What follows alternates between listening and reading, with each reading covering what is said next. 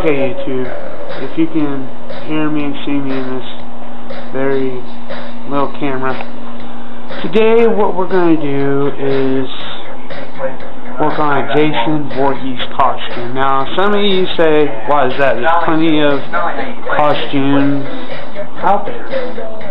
Well, the thing is, I'm going to show you how to recreate one, okay? And it's a very simple process. So,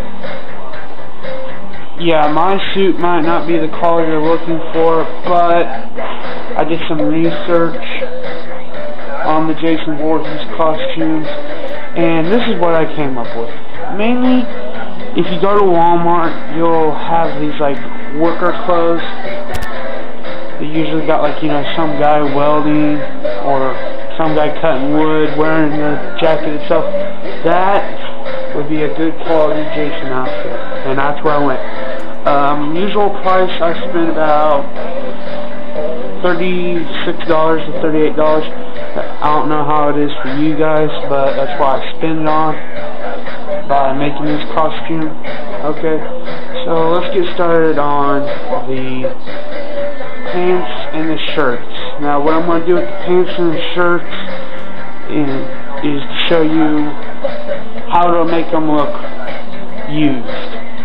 Off the shelf, but then it looks used. So okay, what you're going to need for this part is you're going to need a knife, something that can produce some fire, red and black paint.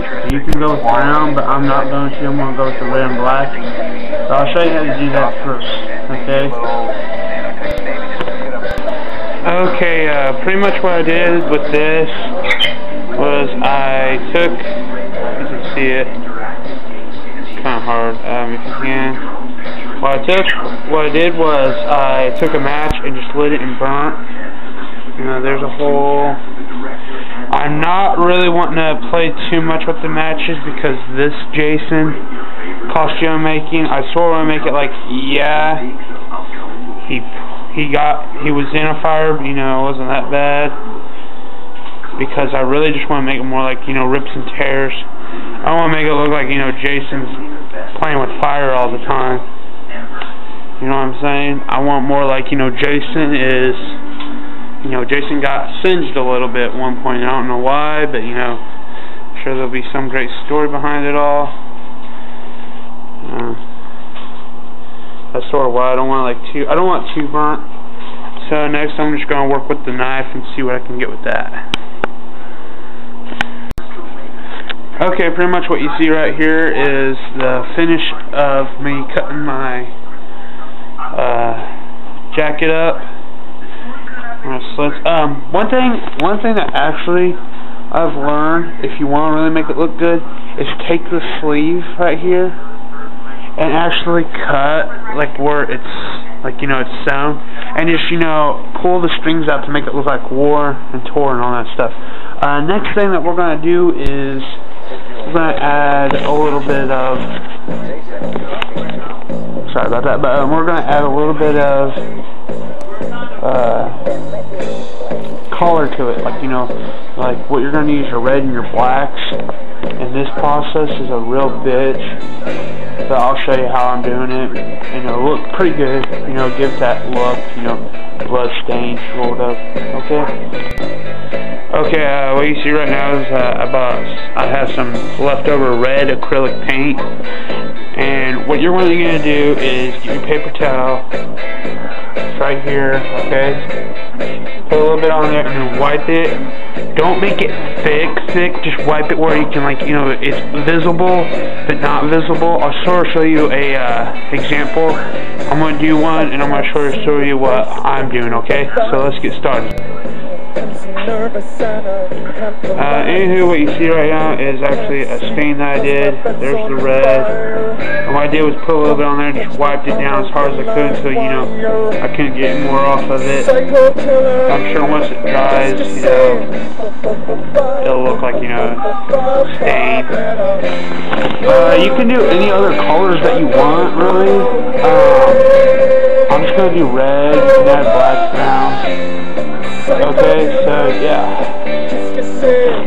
I'm going to finish this up and show you my final product. Okay, pretty much what you see right now is my finished part of the red. Pretty nice one. It's not all the way dry yet, as you'll see. But yeah, it's pretty good for, you know, set up. There's some red. Bill.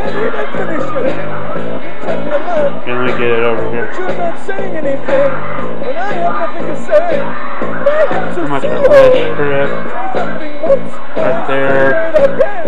It looks a little bright, but it's actually more darker than it looks like. Right there.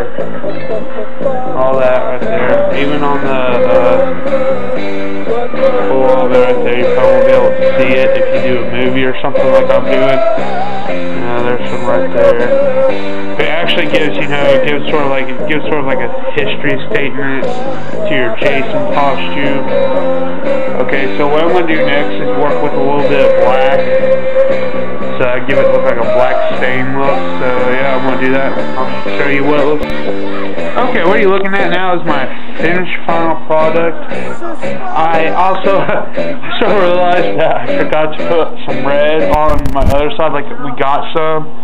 But yeah, I was like, oh shit, you know. As you see, if you actually look into it with the light, you actually see all the black and spots, you know what I mean? I mean, look at it.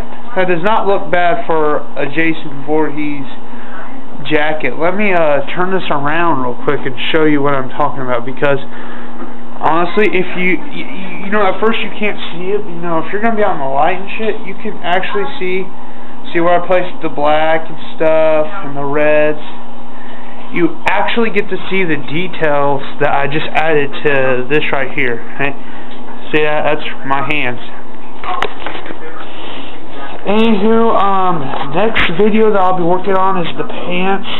And the pants, we're gonna have some fun with that, because when you watch a lot of horror movies and stuff, and the killer has pants that have rips, you'll never notice that they never get too close to the butt and all that stuff. And that's an important detail, because you don't want your actor or your costume, you know, you bend over and all of a sudden, boom, there's a big rip and your underwear's hanging out, you know what I'm saying? But, anywho, next video will be the pants.